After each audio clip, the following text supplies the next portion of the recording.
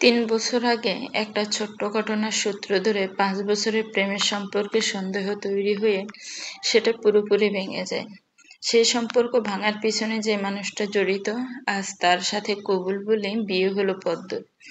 বিয়েটা পারিবারিকভাবেই হয়েছে, বর নাকি ব্যস্ত, তাই কনে দেখতে এসেছিল বরের ৩ ভাইয়ের বউ, তাদের বাচ্চা কাচ্চা এবং মা। ওনাদের খুব পছন্দ হয়েছিল তাকে, এই কারণে বিয়েতে খুব বেশি দেরি করতে চাইলেন না দুই পরিবারের কেউ। ব্যস্ততার কথা শুনিয়ে ইফরাদ সেদিন তার ফোনে পাঠানো কনের ছবি দেখেনি, পছন্দ না ঠিক অপছন্দ তাও বলেনি, শুধু বলেছে তোমরা যা ভালো বোঝো। এই ভালো বুঝো বলার পিছনের কারণটাও বেশ শক্ত। ইফরাত সবসময় নিজের প্রফেশনের জন্য পরিবারের সবার থেকে দূরে থাকে। একজন মেরিন ইঞ্জিনিয়ার হওয়ার সুবাদে সমুদ্রের অগণিত ঢেউকে সঙ্গী করে পণ্যবাহী জাহাজের সঙ্গে এক দেশে থেকে অন্য দেশে অবিরাম ছুটে চলা তার। এ কারণে চট্টগ্রামে তার সবকিছু গুছানো, যে কয়দিন ছুটি পায় ওখানেই থাকে, নারায়ণগঞ্জের এই বাড়িতে আসে না। বিয়ের ৩ তারিখ ঠিক হওয়ার পর গায়ে হলুদের সব আয়োজনে মাটি করে দিয়ে গতকাল শেষ রাতে বাড়ি ফিরেছে, আর আজ বরযাত্রী নিয়ে কনের বাড়িতে গিয়েছে। কনে বিদায়ের পর গাড়িতে উঠে ইফরাত প্রথম পদ্মকে দেখল। কাজল কালো চোখের কোণ ঘেঁষে ঘুরিয়ে পড়া পানি দেখে পুরোটা রাস্তা সে ভেবে এসেছে মেয়েটাকে কেন যেন ছেনা ছেনা লাগছে। এই কান্নার ধরন, এই চোখের পানি, এই চেহারা এর আগেও সে দেখেছে, কিন্তু কোথায় দেখেছে সেটাই মনে করতে পারছে না। বাড়ি ফেরার পর নতুন বউকে নিয়ে এক গাদা আনুষ্ঠানিক আয়োজন শেষে বাসর ঘরে পাঠানো হলো। ৩ জা তাসনিম, মার্জিয়া ও লামিয়া তাকে ইচ্ছে মতো খুশিয়ে মারল। বাসর, বিড়াল মারা, ভরের আদর এসব ছাড়াও আরো ছোটখাটো অ্যাটম বোম তার কানের মধ্যে ঠাস করে ছেড়ে দিয়ে তারা সবাই পালিয়ে গেল, যা তাকে রীতিমতো ভয়ের সাগরে ডুবিয়ে দিল। চরম অস্বস্তি, লজ্জা, নতুন পরিবেশে এসে চট করে কারো সাথে মিশতে না পারার কঠিন রোগ নিয়ে ফুলে ফুলে সাজানো বিছানায় বসে রইল পদ্ম। যদিও সে পরনের শাড়ি পাল্টে সব সাজ ধুয়ে ফেলেছে ইতিমধ্যে, তবুও কেমন একটা অদ্ভুত অনুভূতি তার সমস্ত দেহ ও মনে ছড়িয়ে পড়ল। সেই সাথে ভয় ও অনাগত ভবিষ্যৎ নিয়ে মনের মধ্যে চিন্তার জন্ম নিল। রাত ২টো পর্যন্ত রুমের বাতি জ্বলতে দেখে ব্যালকনি থেকে ভিতরে এলো ইফরাত। বিছানার এক কোণে ভাবনারত পদ্মকে দেখে বলল, রাত অনেক হয়েছে, ঘুমিয়ে পড়ুন। পদ্ম এই প্রথম সরাসরি দৃষ্টি ফেলল ইফরাতের দিকে, বলল, ঘুম আসবে? ভীষণ শান্ত, স্নিগ্ধ ও মায়াভরা দৃষ্টি, কণ্ঠস্বরে কম্পন ও একরাশ লজ্জা। কিছু সময়ের জন্য ইফরাত থামকাল, কথার অর্থ না বুঝে পায়চারি করতে করতে বলল, কেন আসবে না? যে মানুষের জন্য আমার গোটা জীবনটা অন্ধকারে তলিয়ে গেল, তার সাথে দাম্পত্য জীবনের শুরুটা আমি ঠিক কিভাবে করব বলবেন? ইফরাত দাঁড়িয়ে পড়ল, অবিশ্বাস্য কণ্ঠে বলল, আমি চিনতে পারছেন না? না, কিন্তু চেনা চেনা লাগছে, মনে হচ্ছে এর আগেও আমি আপনাকে দেখেছি। পদ্ম চোখের কোণ পরিষ্কার করে বলল, 4th ইয়ারের ফাইনাল এক্সাম চলছিল মহিলা কলেজে। লিটারেচার এক্সামের দিন আমার প্রাক্তন প্রেমিকের জন্মদিন ছিল। ওই দিন আমি ফোন নিয়ে এসেছিলাম। এক্সাম হলে ফোন নিয়ে প্রবেশ করা নিষেধ ছিল বলে কলেজের অপোজিটে থাকা সাইবার ক্যাফে একটা ছেলের কাছে আমার ফোনটা। পুরো কথা শেষ করার আগে ইফরাত স্মৃতির পাতায় ফিরে গেল। সেদিন একটা মেয়ে ক্যাফের সামনে দাঁড়িয়ে অনবরত কাঁদছিল। কাঁদতে কাঁদতে তার চোখ মুখ ফুলে লাল হয়ে গিয়েছিল। ক্যাফে থেকে সব দেখছিল সে, এদিকে এক্সাম শুরু হয়ে গেছে।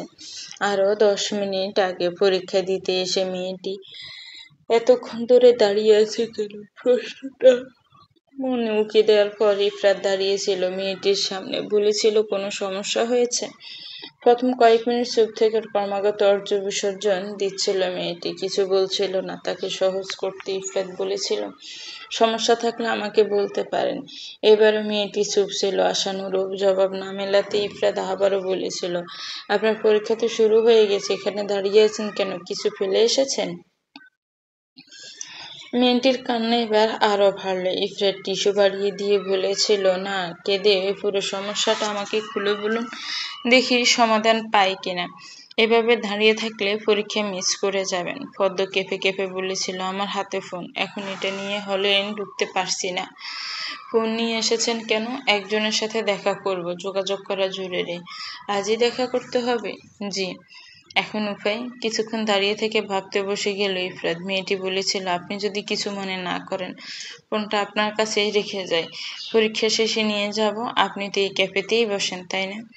ইফরাত বলেছিল, না আমি এখানে বসি নেই, এটা আমার বন্ধুর, দেখা করতে এসেছি। ওহ, রাখতে পারবেন? আমাকে বিশ্বাস করার কারণ? যদি ফোন নিয়ে চলে যায়? মেয়েটি বলেছিল, নিলে নিবেন, এ আর এত চিন্তার কি? আপাতত আপনার হাতে এটা গচ্ছিত রাখা ছাড়া আমার হাতে আর কোনো উপায় নেই। এরপর মেয়েটির অনুরোধ রক্ষার্থে ইফরাত বলেছিল, ঠিক আছে, এক্সাম শেষে নিয়ে যাবেন তো? যদি বলেছেন, ভুলব না। কিছুটা দ্বিধাদ্বন্দ্বিত মনে হাতের ফোনটা সামনে থাকা ছেলেটির হাতে তুলে দিয়েছিল মেয়েটি। বলেছিল, আপনি এখানেই থাকবেন, কিন্তু আমি আবার আসব। পরীক্ষা শেষে মেয়েটি ফিরে এসে নিজের ফোন বুঝে নিয়ে ইফরাতকে বলেছিল, আপনাকে অসংখ্য ধন্যবাদ, এই উপকার আমি কোনোদিন বলবো না। সেদিনের সেই মেয়েটি পদ্ম, আঞ্জুমান আরা পদ্ম, তার স্ত্রী। ইফরাদের কপালে ভাঁজ ও চেহারায় গাম্ভীর্য নেমে এলো। সে বিছানার অন্য পাশে বসে গালায় হাত ঠেকিয়ে বলল, এরপর তো আমাদের আর দেখা হয়নি। তাহলে আপনার গোটা জীবন অন্ধকারে তলিয়ে গেল কিভাবে? পদ্ম সাফা শ্বাস ছেড়ে বলল, ওই দিন আমার ফোনে কোনো কল এসেছিল? ইফরাত স্বীকারোক্তি দিয়ে বলল, হ্যাঁ, অনেকবার, 20-25টা হবে হয়তো। আপনি কল রিসিভ করেছিলেন? না, অন্যের কল আমি কেন রিসিভ করব? রিসিভ করেননি? না, করিনি। তাহলে আমার প্রাক্তন কেন ওই দিনের কল রিসিভের ঘটনা নিয়ে 1 সপ্তাহের মধ্যে আমাদের সম্পর্কে রীতি টেনে দিল? ওটা আপনার প্রাক্তন? পদ্ম মুখ নামিয়ে বলল, জি। ও বলেছিল ওই দিন কোনো একজন পুরুষ আমার ফোনে আসা কল রিসিভ করেছিল। আমি তো ফোনটা আপনার কাছে রেখে গিয়েছিলাম। যদি আপনি কল রিসিভ না করেন তাহলে কে করলো? অন্য কেউ তো ফোন ধরার কথা না। ইফরাত থম মেরে বসে থেকে পুনরায় স্মৃতির পাতায় গেটে সেদিন দৃশ্যটা আবারও মনে করার চেষ্টা করল। সে যখন একজন ছাত্রের কিছু ফটোকপির কাগজ নিয়ে ব্যস্ত ছিল, তখন তার বন্ধু এসে ড্রয়ারে রাখা ফোনের রিংটোন শোনা বলেছিল, কি রে রাত, ফোন বাজছে, রিসিভ করছিস না কেন? ইফরাত একগাদা কাগজ হাতে নিয়ে বলেছিল, তুই রিসিভ কর, আমি হাতের কাজ করে নিই। ইফরাত তখনও বুঝেনি তার ফোনে কল এসেছিল। যখন বন্ধু চিৎকার চেঁচামেচি শুনল, তখন গাড় ফিরিয়ে বলল, কিরে শালা, ঝগড়া করছিস কার সাথে? কোন আবাল ফোন দিয়েছে দেখতো। হাতের ফোন ইফরাতের দিকে ছুঁড়ে মারল তার বন্ধু মাহাদি। ইফরাত সেটা লুফে নিয়ে চমকে গিয়ে বলল, কি আশ্চর্য, এটা ধরেছিস কেন? এটা তো আমার ফোন না।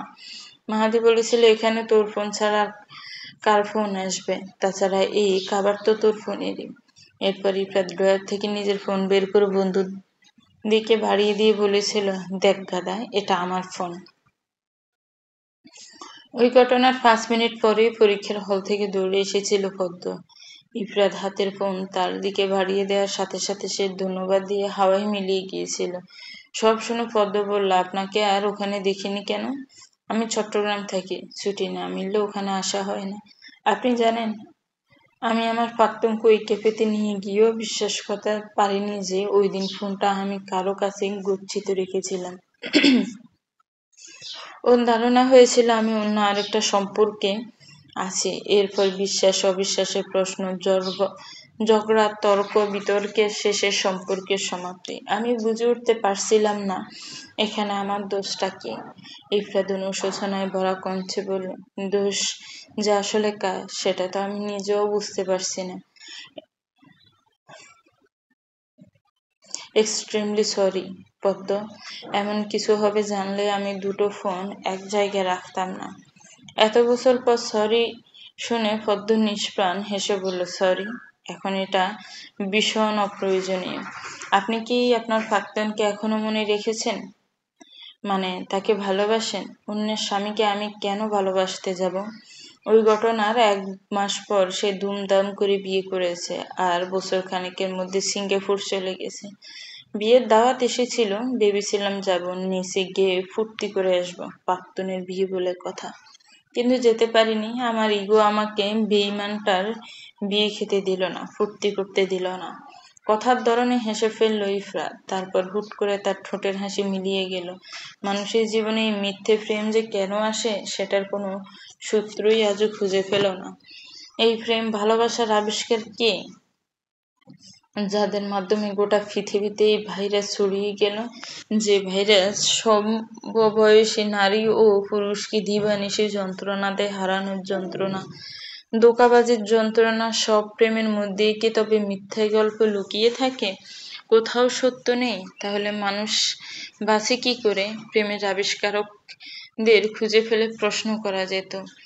ইফরাদের ঠোঁটের কোণে নেমে আসা ঘন কালো অন্ধকার ভাবটা টের পেয়ে পদ্ম জানতে চাইল, একটা প্রশ্ন করি?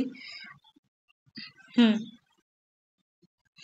আপনাকে তো আমার ছবি পাঠানো হয়েছিল, ওটা দেখেননি? না, সময় পাইনি। পদ্ম নিশ্চুপে তাকিয়ে রইল কিছুক্ষণ। আগে তার মেজ যা মার্জিয়ে বলেছিল ইফরাত কনের ছবি দেখেনি। কেন দেখেনি? চিন্তিত মনে প্রশ্ন করলো। সময় পাননি? একটা ছবি দেখতে বেশিক্ষণ সময় লাগে না তো। দেখে কি লাভ হতো? ছবিতে কি কারো চরিত্র লেখা ছিল? লেখা ছিল তার কয়টা প্রেম ছিল, বা এখনো আছে? লেখা ছিল সে কোনোদিন কাউকে ঠকিয়েছে কিনা? এসব যখন জানা অসম্ভব, তখন ছবি দেখার প্রয়োজন কি? পদ্ম চুপ করে গেল, কপালের একগোছা চুল কানের পাশে গুছে দিয়ে ঠোঁট কামড়ে ধরল। ইফরাত বলল, আমার কাছে ছবির চেয়ে মানুষের সচ্চরিত্র এবং জবাবের বিশুদ্ধতা খুব বেশি গুরুত্বপূর্ণ। তাই? তাহলে আপনার জীবনের সত্যিটা নিশ্চয়ই জানার অধিকার আছে আমার। প্রশ্ন সুরে ঠোঁট মুড়ে হাসল ইফরাত। জানতে চাইল, কি জানতে চান? আপনার প্রথম প্রেম সম্পর্কে। আমার জীবনে প্রেম ছিল, আপনি নিশ্চিত? কেন নয়? তাহলে কি মেজবাবি আমাকে মিথ্যে বলেছে? মেজবাবি কি বলেছে? বলেছে আপনার একজনের সাথে সম্পর্ক ছিল, আপনি তাকে ভীষণ ভালোবাসতেন, তাই বিয়েতে আপনার খুব একটা আগ্রহ ছিল না। এই কারণে আপনি কনের ছবি দেখেননি, শুধু মায়ের কথা রক্ষার্থে বিয়ে করেছেন।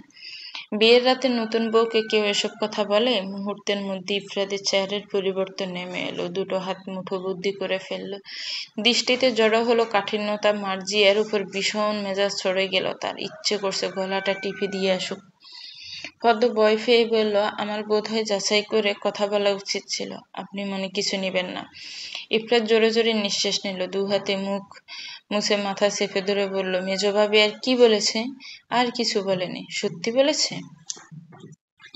আমার জীবনে প্রেম ছিল, ভালোবাসা ছিল, কিন্তু ওই কাল নাগিনী সব ধ্বংস করে দিয়েছে। আমাকে ধৈর্যের সাগরে ডুবিয়েও বিয়ে করে নিয়েছে। শুধু বিয়ে করেনি, আমার গোটা জীবনটাকে নরক বানিয়ে দিয়েও দিব্যি সংসার করে যাচ্ছে। ঠিক বুঝিনি। আমি তো বছরের অর্ধেকেরও বেশি সময় জাহাজে থাকি, বাকি যেই কয়টা মাসে ছুটি থাকতো বাড়ি আসতাম। আমাদের সম্পর্কে 2 বছরের মাথায় একদিন বাড়ি এসে জানতে পারলাম সে বিবাহিতা। মানে ওই সময় তো আমি তাকে সময় দিতে পারতাম না, আর দেখাও করা সম্ভব হতো না। বছরে একবার দেখা হতো, সেটাও মন মতো হতো না। তাই সে আমার জন্য অপেক্ষা না করে অন্য একজনকে বিয়ে করে নিয়েছে। ওহ, কি নাম তার? দেখতে কেমন? ইফরাত স্বাভাবিক স্বরে বলল, বাদ দিন ওর কথা, যে আমার জীবনে নেই তাকে নিয়ে এত চাপ নেওয়ারও দরকার নেই। আমি আপনার কোনো যত্ন অসম্মান হতে দেব না। তবে একটা কথা বলি, কারো কোনো কথা কানে নেওয়ার আগে কষ্ট করে একবার যাচাই করে নিবেন। জি। এখানে অনেকেই আপনাকে কান পড়া দিতে পারে, সবার সব কথাকে বিবেক বুদ্ধি দিয়ে বিচার বিবেচনা করে তারপর কথা বলবেন। যেমন পরে এক সময় বলবে, এখন আমি টায়ার্ড ফর্দ, আমার খুব ঘুম দরকার। আপনি চাইলে ঘুমাতে পারেন। আশা করি আপনার আর কোনো প্রশ্ন নেই। পদ্ম ফোন হাতে নিয়ে সময় দেখতে গিয়ে খেয়াল করলো অচেনা একটা নম্বর থেকে হোয়াটসঅ্যাপে একটা মেসেজ এসেছে, একটা ফিক্সার, সেখানে একটা নারী ও পুরুষের ঘনিষ্ঠ মুহূর্ত তুলে ধরা। স্পষ্টই দেখা যাচ্ছে পুরুষটি নিজের সবটুকু দিয়ে নারীটিকে আদর করছে। নারীটি আয়নার সামনে দাঁড়িয়ে আছে, আর পুরুষটি তাকে পিছন থেকে জড়িয়ে ধরে কাঁধে চুমু দিচ্ছে। আয়নায় দুজনের অবয়ব স্পষ্ট, তবে নারীটির মুখে স্টিকার দেয়া। তার চুল, ঘাল ও চোখের দৃষ্টি ইঙ্গিত করে এই পুরুষটি আর কেউ না, ইফরাত নিজে। কিছুক্ষণ আগেও যে পুরুষ অন্যজনের সচ্চরিত্র ও জবানের বিশুদ্ধতা নিয়ে কথা বলল, সে নিজেই একটা চরিত্রহীন লম্পট। ঘৃণায় শরীর গুলিয়ে উঠল পদ্মর। চোখে তুলে আর ইফরাতের দিকে তাকাতেও ইচ্ছে করল না, যাচাই না করে প্রশ্ন করতে ইচ্ছে হলো না। নম্বরে যাবতীয় তথ্য ঘাটতে গিয়ে কিছুই পেল না, উল্টো আরো মেজাজ খিস গেল। নিয়ে ফোন নিতে গিয়ে দেখলো তার নম্বর অলরেডি ব্লক করা হয়েছে। অনিচ্ছা সত্ত্বেও বার দুয়েক ছবির সাথে পাঠানো লেখাতে চোখ বুলালো। জানো পদ্ম, ওর গলার কাছে থাকা তিলটাই আমার ভীষণ লোভ। কতবার যে চুমু খেয়েছি ওখানে। আর যাই হোক, ওর ওই তিলটা চুমু দিও না, অনুরোধ রইল তোমার কাছে। এ কি পদ্ম, এমন অপবিত্র অবস্থায় রান্নাঘরে কেন এলে তুমি, তাও এত ভোরে? মা দেখতে পেলে খুব বকাঝকা করবে। মাত্রাতিরিক্ত দুশ্চিন্তার কারণে রাতে ঘুম হয়নি পদ্মর। তার মধ্যে নতুন জায়গায় নতুন মানুষ, নতুন পরিবেশ এবং প্রথম রাতে সম্পর্ক নিয়ে অনাকাঙ্ক্ষিত এক জ্বর, যা তাকে রীতিমতো আতঙ্কে ডুবিয়ে রেখেছিল। সেই ইফরাদের কথা, আচরণ ও ছবির মানুষের মধ্যে পার্থক্য খুঁজে বের করার চেষ্টা করছিল। জানে একদিন এসব বাস্তব নয়, তবুও বোবা মনে কত প্রশ্ন, কত নীরব আঘাত যে আঁকড়ে পড়েছিল। তা যদি কেউ যেতে পারত, হয়তো একটু হালকা লাগতো। খুব সকালে ঘুম থেকে ওঠা অভ্যাস পদ্মর। একটা ইংলিশ মিডিয়াম স্কুলে শিক্ষকতা করে সে, তাই ভোরে উঠে মর্নিং শিফটের ক্লাসে উপস্থিত থাকতে হয়। বিয়ের জন্য কদিনের ছুটি নিয়েছে, কিন্তু অভ্যাসের কারণে আজান শোনার পরপরই বিছানা ছেড়েছে সে। সেটা অবশ্য পাশে থাকা মানুষ টেরই পায়নি। তার গভীর ঘুম দেখে বোঝা যাচ্ছিল সে যথেষ্ট ক্লান্ত। নামাজ শেষে পদ্ম নিচে এসেছিল এক কাপ চা বানিয়ে, ভোরের বাতাসে গায়ে মেখে পছন্দের বইয়ে মুখ ডুবিয়ে মন খারাপ ভাবটা দূরে সরাবে ভেবে। নতুন জায়গায় যেহেতু সে কোনো কিছু খুঁজে পাচ্ছিল না, আবার এত সকালে কাউকে ডাকতেও ইচ্ছে করছিল না, তবুও ধৈর্য নিয়ে ক্যাবিনেট খুঁজে প্রয়োজনীয় জিনিসগুলো বের করছিল। ঠিক সে সময়ে মার্জিয়া এসে খোঁচা দিল। পদ্ম চিনির বয়াম খুঁজে পেয়ে জায়ের দিকে তাকিয়ে মুচকি এসে বলল, আমি অপবিত্র অবস্থায় আছি, সেটা আপনি জানলেন কি করে? মার্জিয়া ফের খোঁচা দিয়ে বলল, দেখতে হবে কেন? বাসর রাতে বর কি তোমায় ছেড়ে দিয়েছে? এমন ভাব করছো যেন কিচ্ছুটি হয়নি। কিছু হলেই কি, আর না হলেই বা কি? আমাদের ব্যক্তিগত মুহূর্তের কথা কি আমি আপনার সাথে শেয়ার করব? শেয়ার করতে হবে কেন? এভাবে রান্নাঘরে আসাটা মা পছন্দ করেন না, তাই বললাম, পরবর্তীতে যেন খেয়াল থাকে তোমার। পদ্ম ফুটন্ত পানিতে চায়ের পাতা ছেড়ে দিয়ে বলল, আমার চিন্তাটা আমার মধ্যে থাকুক, আপনাকে এত ভাবতে হবে না। মার্জিয়া নাক মুখ কুঁচকে নিয়ে বলল, দেখি সরো, সম্পূর্ণ রান্নাঘর এখন পরিষ্কার করতে হবে, নয়তো রান্না বসানো যাবে না। পদ্মর খুব রাগ হলো এবার, মুখে যা আসছে তাই বলে যাচ্ছে। এই মার্জিয়ার মধ্যে সমস্যা কি? কেন অন্যের ব্যক্তিগত জীবন নিয়ে এত কথা বলছে? কেনই বা কাল রাতে দেবরের প্রথম প্রেমের কথা বলে নতুন বউয়ের মনে ভয় ঢুকিয়ে দিয়েছে? ঝগড়া করার স্বভাব নেই পদ্মর, তবে ফালতু কথা শুনে চুপ থেকে সেটা হজম করে নেন মেয়েও সে নয়। তাই দুটো কাপে চিনি ও দুধ মিশিয়ে চা ঢেলে বলল, শুনুন মেজভাবি, দুটো মানুষের ব্যক্তিগত বিষয়টাকে চার দেয়ালের ভেতর থেকে টেনে আনার বাড়তি চেষ্টা করবেন না। আপনার কথা শুনে মনে হচ্ছে পুরো রাত আপনি আমাদের দরজার সামনে দাঁড়িয়েছিলেন। আমি অপবিত্র না আমি পবিত্র নাকি অপবিত্র সেটাও দেখেছেন। এভাবে আড়ি পাতা একদম ঠিক না, কিন্তু ভবিষ্যতে এমন করবেন না, ঠিক আছে? মার্জিয়া রেগে গিয়ে বলল, কি বললে তুমি? আমি আড়ি পেতেছি? তা না হলে আমাকে নিয়ে এত মাথা ব্যথা কেন? তুমি বেশি বেশি ভাবছো পদ্ম। আমি তো জাস্ট এমনিই বললাম, বিয়ের রাতে বর তার বউকে শোবে না এমনটা তো হতে দেখিনি কখনো। আমি কি একবারও বলেছি আমার বর আমি ছইনি? এই প্রশ্নটা ঠিক হজম করতে পারল না মার্জিয়া। কেমন বিস্ময় নিয়ে তাকালো। পদ্ম হেসে ট্রের মধ্যে চায়ের কাপ ও বিস্কুট তুলে বলল, চিন্তা করবেন না, এটা আধুনিক যুগ। এই যুগে কোনো ছেলে মেয়েদের এসব শেখাতে হয় না, আবার খুঁচিয়ে খুঁচিয়ে ঘরের খবর বাইরে বের করতে হয় না।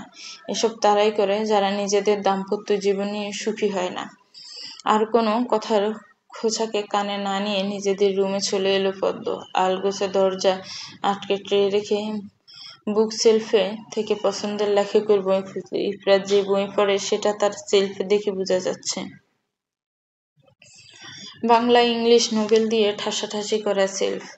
এই লোক বাড়িতে আসে না, তাহলে এত বই কেন এখানে? খুঁজে খুঁজে নিজের পছন্দের একটা বই হাতে নিল পদ্ম। ছায়ের কাপ তুলতে এসে ইফরাতের হাতের দিকে চোখ পড়ল। ডান হাতে 6টা আঙ্গুল, বুড়ো আঙ্গুলটায় দুটো, একদম ঋত্বিক রোশনের মতো। এটা তো আগে খেয়াল হয়নি। সেই হাত দিয়ে হুড়মুড়িয়ে আসা বুড়ের আলো ঠেকানোর ব্যর্থ চেষ্টা চালিয়ে ঘুমে ডুবে আছে সে। ফদ্দ নিজের ফোন বের করে গতকালকে ছবি দেখতে বসলো। খুব খুঁটিয়ে দেখতে গিয়ে আবিষ্কার করলো ছবিতে থাকা হাতে বুড়ো আঙ্গুল দেখা যাচ্ছে না। কোমর জড়িয়ে ধরেছে দেখে শুধু 4টা আঙ্গুল স্পষ্ট, বাকি জোড়া আঙ্গুল ক্যামেরায় ওঠেনি। ফোন রেখে আবারও চোখ ফেলতে গিয়ে নজরে এলো গলার গাঢ় তিলটা। তাতেই এই ছবির সাথে আসা মেসেজের সত্যতা নিশ্চিত হতে পারল সে। আর যত রাগ ও ঘৃণা মনে জমা হলো সেটুকু তার সুন্দর সকাল নষ্ট করে দিতে যথেষ্ট। খুব ভদ্রতা দেখে ইফরাতের জন্য চা বানিয়ে নিয়ে এসেছিল। এখন ইচ্ছে করছিল সেই চাটা ওর মুখের উপর ঢেলে দিক। পদ্ম রেগে হুঁশে থাকে না, একটু বেহুশের মতো আচরণ করে। এজন্য বাড়ির সবাই তাকে তার ছাড়া ডাকে। সামনে যা থাকে সেটা ভাঙচুর করে, নয়তো সারা ঘর এলোমেলো করে ফেলে। এখন ঠিক কিভাবে রাগটা প্রকাশ করবে সেটা বুঝতে পারল না। একসময় চায়ের কাপ দুম করে ফ্লোরে ছেড়ে দিল। শব্দ শুনে হকচকে উঠে বসল ইফরাত। চোখে মুখে আঙ্গুল ঘষে জানতে চাইল কিসের শব্দ হলো। পদ্ম দাঁত কিরমির করে বলল, চায়ের কাপ পড়ে গেছে ফ্লোরে। ইফরাত বিছানা ছেড়ে নেমে ফ্লোরে ভাঙা কাপ ছড়িয়ে ছিটিয়ে পড়ে থাকতে দেখে বলল, ওহ, চা নিয়ে এলো কে? কেউ নিয়ে আসেনি, আমি বানিয়েছি। তাই? কিন্তু এটা পড়লো কিভাবে? ইফরাত ভীষণ অবাক হয়ে তাকালো। পদ্ম কোনো কথা না বলে ক্রমাগত জোরে শ্বাস নিয়ে মেজাজ ঠিক করতে চাইল, কিন্তু সম্ভব হলো না। ফোনের এই বিচ্ছিরি ছবিটা চোখ থেকে সরছে না। তার মধ্যে মানজিয়ার এমন অসভ্যতা স্মরণে এলে তীব্র রাগে মাথা ফেটে যাচ্ছে। উত্তর না পেয়ে ইফরাত বলল, আপনি ভাঙ্গা কাপ তুলতে যাবেন না, হাত কেটে যাবে পরে। আমি জবার মাকে ডাকছি। দরজা খুলে বাইরে গিয়ে জবার মাকে ডেকে এনে ইফরাত ওয়াশরুমে ঢুকলো। জবার মা এবাড়ির সবকিছু দেখাশোনা করেন, রান্না বান্না থেকে কার কি পছন্দ, কে কখন কি খাবে, সবকিছু বুঝে শুনে রান্না করেন। ডাক শুনে তিনি দ্রুত ছুটে এলেন নতুন বউয়ের ঘরে। ঝাড়ু দিয়ে সম্পূর্ণ ঘর পরিষ্কার করে কাপের টুকরো টুকরো অংশ ডাস্টবিনে তুলে বললেন, নতুন বউ, আমি চা বানিয়ে দিই। নরম ও মায়াভরা কণ্ঠস্বর শুনে পদ্ম শান্ত স্বরে বলল, না খালা, আপনি যান, আমি এখন আর কিছুই খাবো না। চা তো খাওনি, ভালো লাগছে না। রাত বাজান বকেছে বুঝি? তুমি মন খারাপ করো না, আমি ওকে বকে দেব। নতুন বউয়ের সাথে কেউ রাগারাগি করে? জবার মায়ের কথাবার্তাতেই স্পষ্ট তিনি এই বাড়ির মানুষদের ভীষণ পছন্দ করেন। খুব সহজে মানুষকে আপন করে নিতে পারেন। পদ্মর রাগ ততক্ষণে ঠিক হয়ে গেছে। সে ঠোঁটে হাসি ফুটিয়ে বলল, আপনি ভুল ভাবছেন খালা, উনি আমাকে বকেননি। আচ্ছা বাদ দাও, আমি দেখি নাস্তা কত দূর হলো। জবার মা চলে যাওয়ার পর পদ্মা অনেকক্ষণ স্থির হয়ে বসে রইল বিছানায়। কারোর সাথে কথা বলতে ইচ্ছে করছে না। অদ্ভুত যন্ত্রণা তাকে গিলে খাচ্ছে। আধ ঘন্টা পর ওয়াশরুম থেকে বেরিয়ে এলো ইফরাত। আয়নার সামনে দাঁড়িয়ে চুলগুলো পরিপাটি করে আর চোখে একবার বিছানায় দৃষ্টি রাখল। পদ্ম আগের মতোই বসে রইল, তার চোখ বেয়ে গড়িয়ে পড়ছে পানি। হুট করে কান্নার কি ভেবে ফেল না। টি শার্টের কলার ঠিক করে হাতে ঘড়ি পরে জানতে চাইল, কোনো সমস্যা? পদ্ম সামনে থাকা মানুষটির দিকে তাকিয়ে বলল, কেন? সমাধান করে দিবেন? চেষ্টা করে দেখতে পারি। তাহলে একটা প্রশ্নের উত্তর দিন। ড্রেসিং টেবিলের সাথে হেলান দিয়ে পায়ের পাতার উপর পা তুলে ইফরাত বলল, বলুন, মেজো ভাবির সাথে আপনার সম্পর্কটা কেমন? ভালো নাকি খারাপ? খারাপ হতে যাবে কেন? ভালো। উনি কেমন মানুষ? ইফরাত হেসে বলল, হঠাৎই প্রশ্ন। সকালের ঘটনা বলতে গিয়েও থেমে গেল পদ্ম। মার্জিয়া যদি কৌতুক করে এভাবে বলে থাকে, তাহলে এই নিয়ে কথা বাড়ানো ঠিক হবে না। এখনো সেই বাড়ির মানুষদের চিনে উঠতে পারে।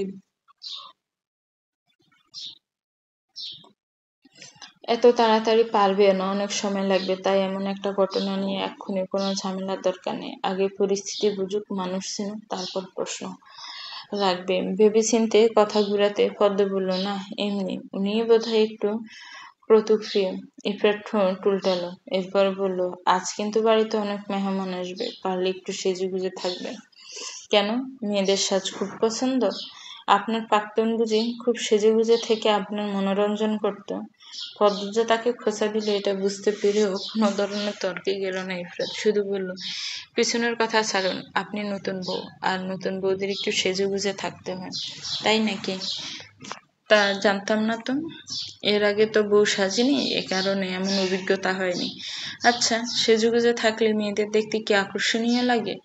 ইফরাত থতমত খেয়ে বলল, এটা কেমন প্রশ্ন? ও মা, খারাপ কি বললাম? পদ্ম, আপনি কি কোনো কারণে আপসেট? না তো, একদমই না। আমি আপসেট হব কেন? আমার তো নাচতে ইচ্ছে করছে, আমি নতুন বউ না। ইফরাত দুহাতে মুখ মুছে পদ্মর পাশে এসে বসল, তাকে বোঝানোর চেষ্টায় বলল, আমার মনে হচ্ছে আপনি ঠিক নেই। আমি ঠিক আছি। ঠিক থাকলে অতীতের কথাটা নিয়ে আনতেন না। আমি আপনাকে বলেছি যে আমার জীবনে নেই, তাকে নিয়ে ভেবে অযথা সময় নষ্ট না করতে। পদ্ম আমার বর্তমানে বাঁচি, এটাই সত্য, এটাই নিয়তি। পদ্ম নিজের কপাল চেপে ধরল, কেন যে মনে এত কথার ফের জন্মাচ্ছে কে জানে। সত্যিটা ইফরাতকে বলবেন নাকি আরো কয়েকদিন নোটিস করবে?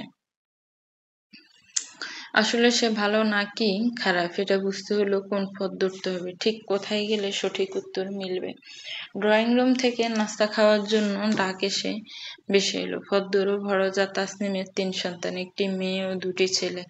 তার মধ্যে মেয়ে জুহি ২ ভাইয়ের বড়, এবছর ৮ম শ্রেণীতে পড়ছে। ডাকতে ডাকতে জুহি দরজার সামনে এসে বলল, ছোট চাচ্চু, সবাই তোমাদের ডাকছে, নাস্তা তৈরি। ইফরাত অনেকদিন পর বাতিজিকে দেখল, দরজার সামনে গিয়ে জানতে চাইল, তোমার খাওয়া হয়েছে? হ্যাঁ, আমি ভাইদের সাথে নাস্তা করে নিয়েছি, তোমরা যাও। ছোট মা কোথায়? ওই তো ঘরে, তুমি তাকে নিয়ে এসো। ঠিক আছে।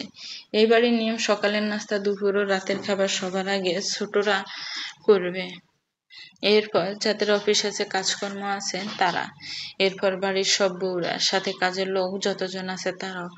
জুহি ভেতরে এসে প্রথমে সালাম দিলে, এরপর গালে হাত দিয়ে বলল, ছোট মা, তুমি দেখতে কি সুন্দর। আদুরে বাচ্চার এমন কথাতে শব্দ তুলে হেসে ফেলল পদ্ম। সব রাগ বোধ হয়ে চলে গেল, মেজাজটাও ফুরফুরে হয়ে গেল। জুহির গালে হাত দিয়ে জিজ্ঞেস করলো, সত্যিই তো, নাকি সান্ত্বনা দিচ্ছ? সত্যি ছোট মা, চাচ্চুর সাথে তোমাকে ভীষণ মানিয়েছে। কাল যখন একসাথে ঘরে এলে, আমি তো দূরে থেকে তোমাদের ছবি তুলেছি, দেখবে? ওরে দুষ্টু, লুকিয়ে লুকিয়ে ছবি তোলা হয়ে গেছে। জুহি খিলখিল করে হেসে বলল, হ্যাঁ, মায়ের ফোনে তুলেছি, পরে দেখাবো তোমাকে। এখন চলো, সবাই অপেক্ষা করছে তো। যেহেতু পদ্ম নতুন বউ, তাই আজ তাকে বাড়ির সব নিয়ম নীতি শিখিয়ে দিচ্ছেন শাশুড়ি সেলিনা খানম। এ বাড়িতে কে কখন আসে, কার কি লাগে, সব যেহেতু জবার মা দেখে, বাড়ির বউদের শুধু কাজ একটাই, ইনি সিলেক্ট করে দেন। আর যখন যার বর খেতে বসবে, তখন বরের প্রতি সম্মান প্রদর্শনে পাশে দাঁড়িয়ে থাকা, এটা সেটা এগিয়ে দেওয়া। পদ্ম সব শুনল।